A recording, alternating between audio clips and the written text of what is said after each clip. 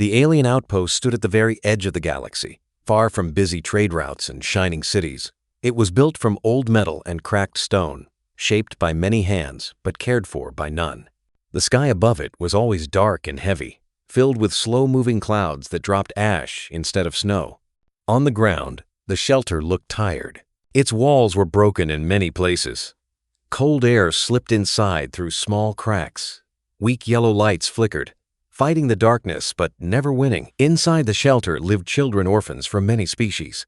Some had fur, some had scales, some had glowing eyes. All of them shared the same thing. They were alone. No parents waited for them. No warm hands held them. No gentle voices told them stories at night. The caretakers walked through the shelter with hard faces and tired eyes. They spoke only when needed. Their voices were sharp.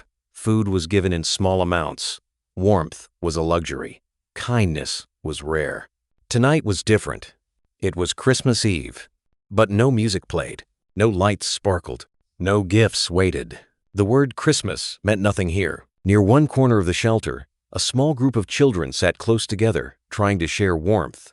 Outside, ash fell slowly from the sky, covering the ground in soft gray layers. It looked like snow, but it was not gentle, and it was not clean. One small child with soft blue skin whispered quietly, afraid the caretakers might hear. "My mother once told me about Santa," the child said. "She said he comes from the sky." A taller orphan laughed. His voice was bitter. "Santa isn't real," he said. "If he was real, he would have come here." Another older child crossed her arms. "He never came for us," she said coldly. "He only goes to rich worlds." The younger children looked down. Some still wanted to believe. Their eyes searched the ceiling, as if Santa might fall through the broken roof at any moment. But hope was thin, weak, easy to break. Outside the shelter, far above the planet, a shadow moved silently through space. A human military ship entered orbit. It did not shine. It did not announce itself. It moved quietly, like it did not want to be seen. The galaxy rarely noticed human ships anymore. Humans were helpers, workers, soldiers sent where others did not want to go. Inside the ship, a single human soldier stood ready. He was not famous. He was not important. He was just human. His armor was worn. His boots carried dust from many broken worlds. He had seen war. He had seen loss. He followed orders because that was what humans did. The order was simple. Inspect the outpost. Check for threats. Leave. The soldier landed near the shelter and stepped inside. The cold hit him first, then the silence. He walked down the narrow hallway, hearing only the soft sound of ash hitting metal outside. As he passed an open room, he heard voices, children's voices. "Santa is a lie." The words were quiet, but they hit him harder than any weapon. He slowed his steps. "He never came for us," another child said. The soldier stopped walking. He stood still in the hallway, listening. He could hear the tired anger in the older children's voices. He could hear the weak hope in the younger ones. He could hear something worse than hunger or cold. He could hear broken belief. Slowly, he stepped into the room. The children looked up and froze. A human. Humans were rare here. Humans were weak here. Humans were not important. The caretakers watched closely, ready to speak, ready to push the children back into silence. The soldier looked at the children. He saw thin bodies. He saw old clothes. He saw eyes that had learned not to expect anything. One small child asked quietly, almost afraid of the answer, "Are you here to take something from us?" The soldier shook his head. "No," he said softly. The older children laughed again, bitter and tired. "Santa isn't real," one said. "Everyone knows that." The soldier looked at them for a long moment. Then he spoke. His voice was calm, low, human. "What if Santa is real?" he said. "But looks different here?" The room fell silent, and for the first time that night, something small but dangerous appeared in the shelter. Hope. The room stayed quiet after the human soldier spoke. The children did not laugh this time. They stared at him, as if he had said something dangerous. Hope was not allowed here. Hope always hurt in the end. One of the caretakers stepped forward, tall and thin, with tired eyes and a hard voice. "This is not a place for stories," the caretaker said. "Finish your inspection and leave." The soldier nodded slowly, but his eyes never left the children. He saw things others ignored. He saw how the smallest child leaned closer to the others for warmth, He saw how an older orphan stood in front of the younger ones, not brave, just used to protecting them. He saw fear hidden behind anger. He turned and walked away without another word, but his steps felt heavier now. Later that night, the soldier sat alone inside the small human ship. The engines were quiet. The lights were low. Outside the window, the planet looked cold and empty. He removed his helmet and placed it beside him. His face was tired. Humans were not heroes in this galaxy. Humans were tools, sent where others did not want to go, used because they endured. He had grown up on a poor human colony world. Cold winters, small meals, long nights. But even there, people tried. He remembered being a child. He remembered sitting near a broken heater with his sister. He remembered old stories told again and again, stories about Santa, about someone who came when others could not. As he grew older, he stopped believing. War had done that. The galaxy had done that, but the memory still hurt. The soldier checked his mission log. Shelter operational. No active threats.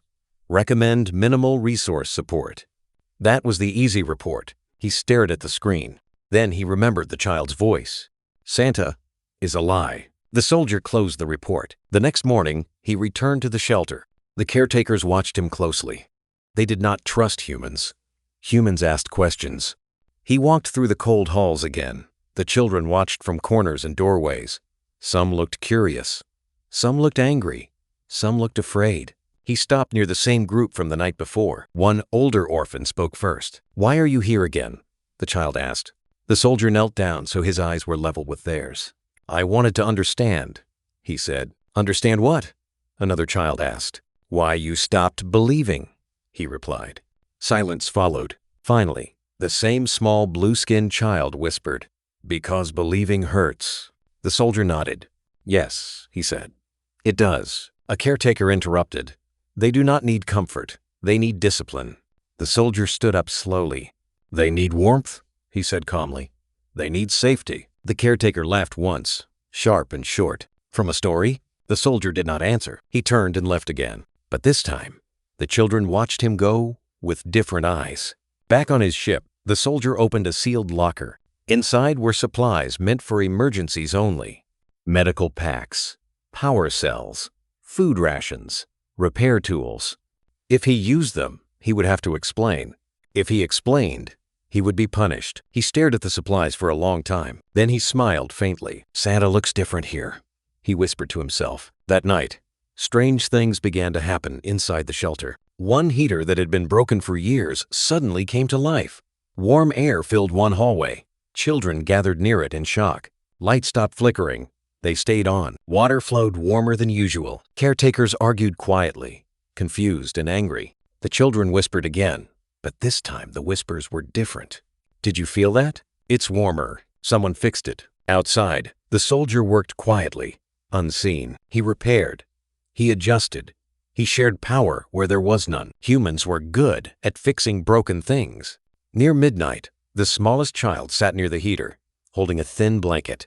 She looked up at the ceiling and whispered, "Maybe Santa is late." For the first time, no one laughed. Far above the shelter, the human soldier watched through a small camera feed. He saw children sleeping closer together, not from fear, but warmth. He knew this was only the beginning. Tomorrow would be harder. Tomorrow, others would notice.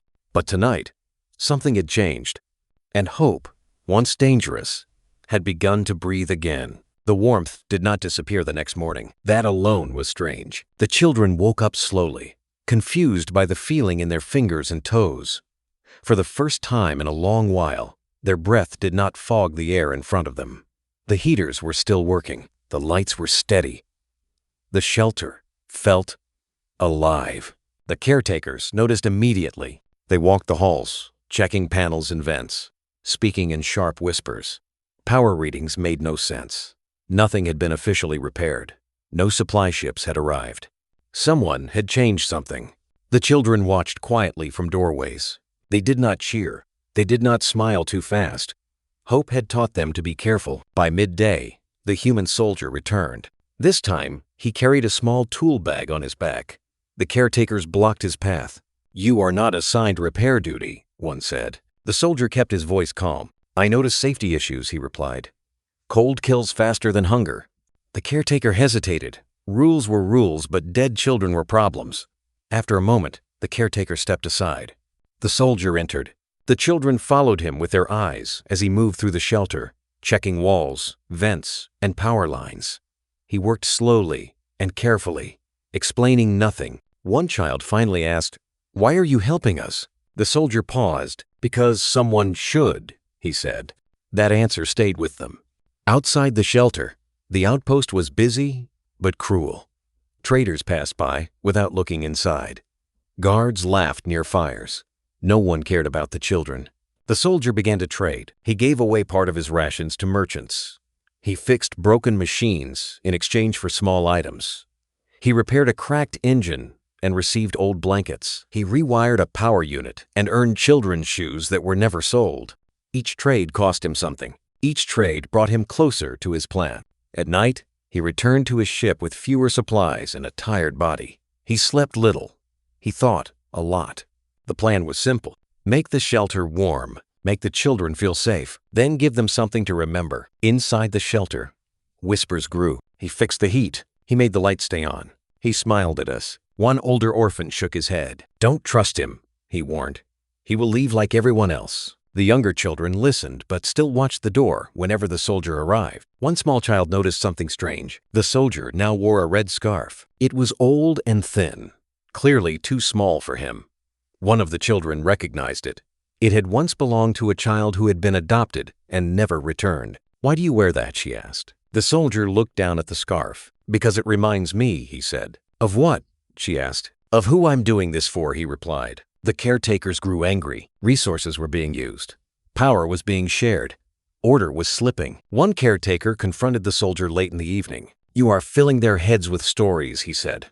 "Hope makes them weak." The soldier met his gaze. "No," he said. "Hope makes them survive." That night, alarms echoed faintly across the outpost. Raiders were moving closer. The guards grew nervous. The shelter was not a priority. The soldier heard the warnings. He looked at the shelter lights glowing in the distance.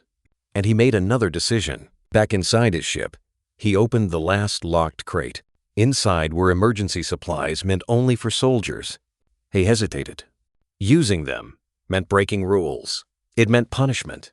It meant his mission would end. He thought of the children sitting near the heater. He thought of the small blue-skinned child whispering about Santa. The soldier opened the crate. As night fell, the shelter changed again. Soft lights appeared along the walls. Not bright, just enough. Warm food arrived for dinner. More than usual. Blankets were placed quietly near sleeping mats. The children stared in disbelief. One whispered, "Is this a dream?" Another shook his head slowly. "No," he said. "Dreams don't last this long." Outside, ash continued to fall. Inside, something fragile was growing. The smallest child looked up at the ceiling once more and whispered, "He's coming, isn't he?" This time, no one said no. And far above them, the human soldier stood alone in the cold, watching the shelter lights glow. The plan was almost ready, but the hardest part was still ahead. Night came fast on the outpost.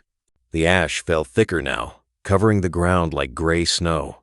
Wind pushed it against the walls of the shelter, making a soft, sad sound.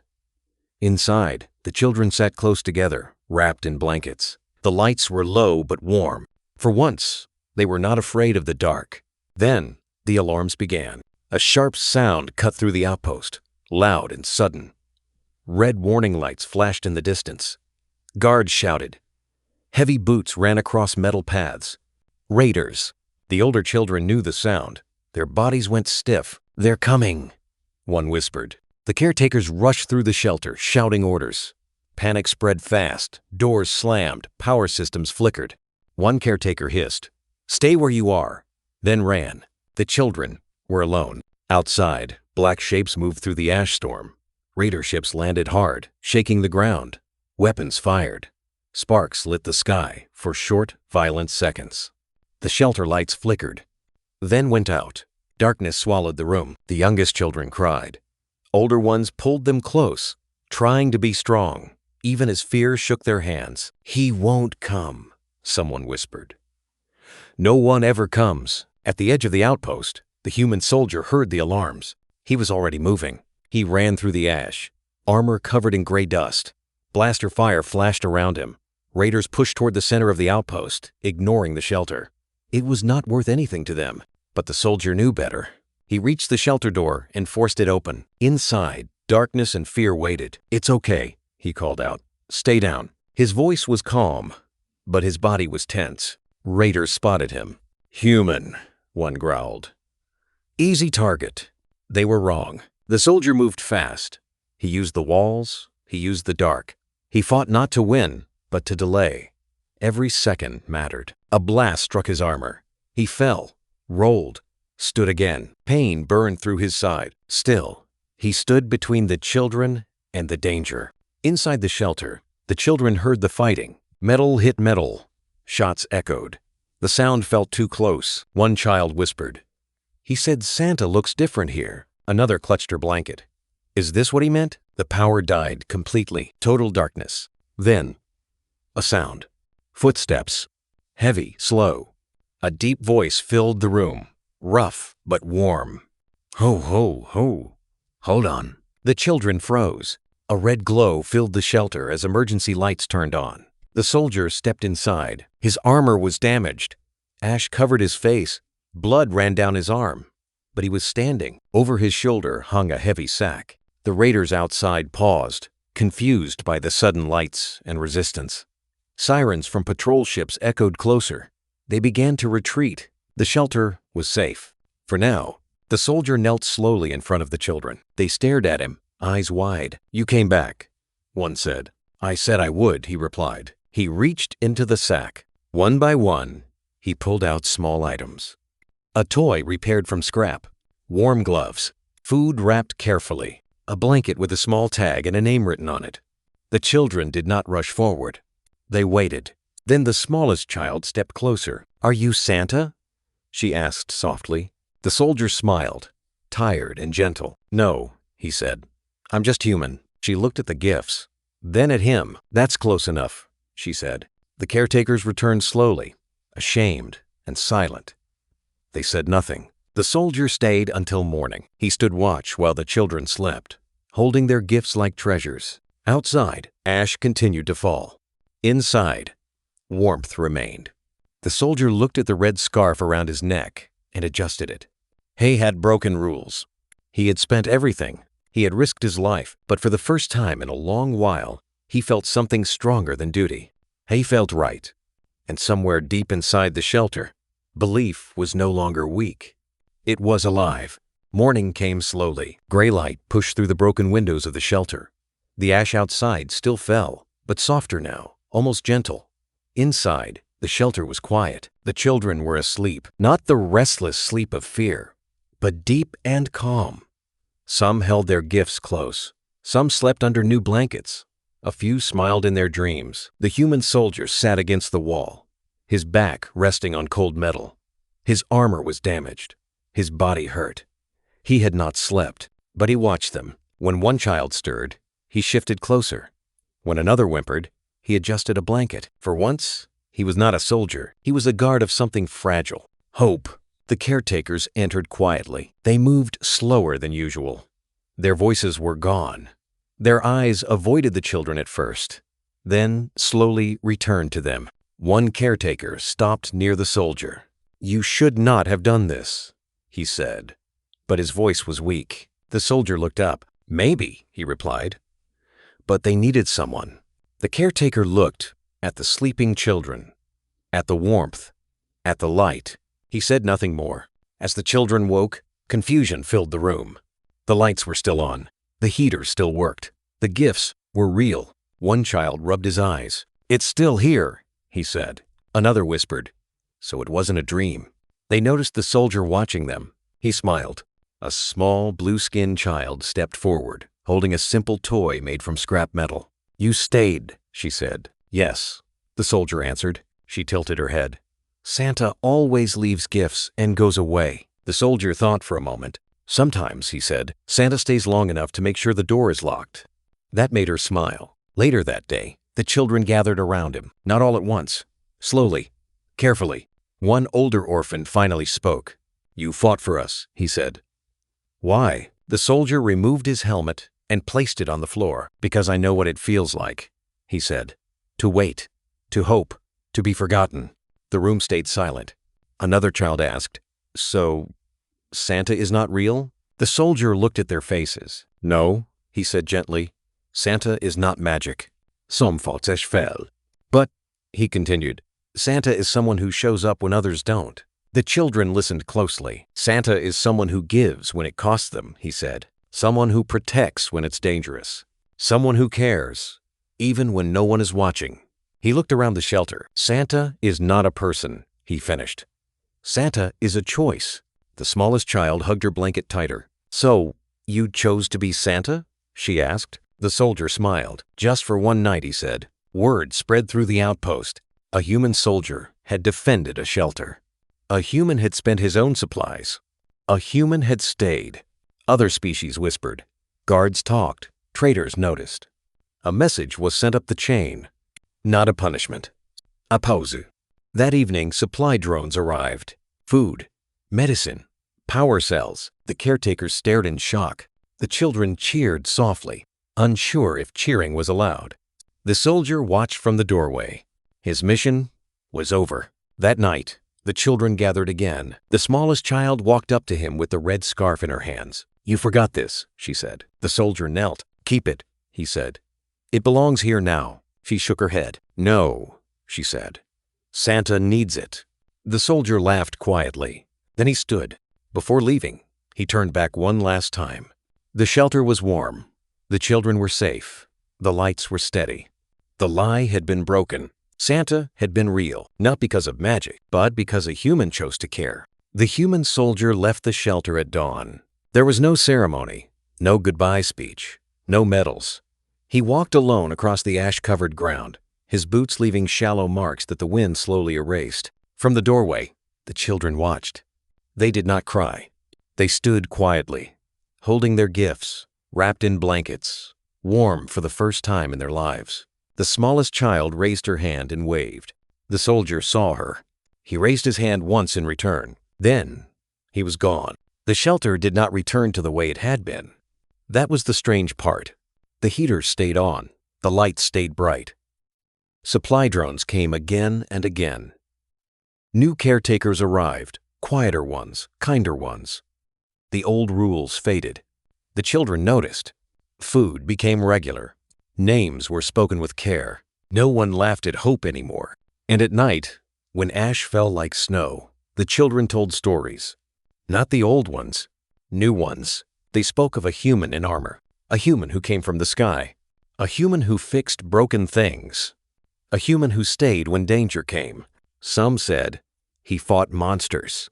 Some said he carried a sack full of stars. Some said he wore a red scarf like a promise. The older children corrected the younger ones. He wasn't magic, they said. He just cared. But the younger ones smiled and answered, "That's the same thing." Across the outpost, rumors spread. Then, across nearby systems, then across the galaxy. They said a human soldier had defended orphaned children. They said he spent his own supplies. They said he disobeyed orders to protect the forgotten. Some laughed. "Just a story," they said. But others listened. Years passed. The children grew. Some were adopted. Some left the shelter to study. Some joined crews and learned trades. Wherever they went, they carried the story with them. On cold worlds, they shared warmth. On cruel stations, they shared food. In dark places, they showed up. They did not call themselves Santa. But others did. Far away, on another broken world, a small alien child once cried. A human worker stopped. On a damaged station, a mechanic fixed a heater he was not paid to fix. On a war-torn moon, a human medic stayed behind with the wounded instead of leaving. And each time, someone whispered, "Santa looks different here." The human soldier never heard most of these stories. He returned to service, to quiet missions, to forgotten places. He grew older. His armor gained more scratches. His hair turned gray. Every year, on one night, he took out a red scarf. He never said why. Long after the shelter became a real home, a plaque was placed near its entrance. It did not name him. It did not praise him. It only said, "Here, someone showed up." Visitors asked what it meant. The children, now grown, would smile and answer, "That's how Santa works." The galaxy slowly learned something important. Humans were not the strongest. They were not the fastest. They were not the most powerful. But when the galaxy turned away, humans stayed. When hope broke, humans fixed it. When miracles failed, humans became them. And so the story ended the same way it began. They said Santa was a lie, but a human soldier showed them the truth. Santa was never magic. Santa was human.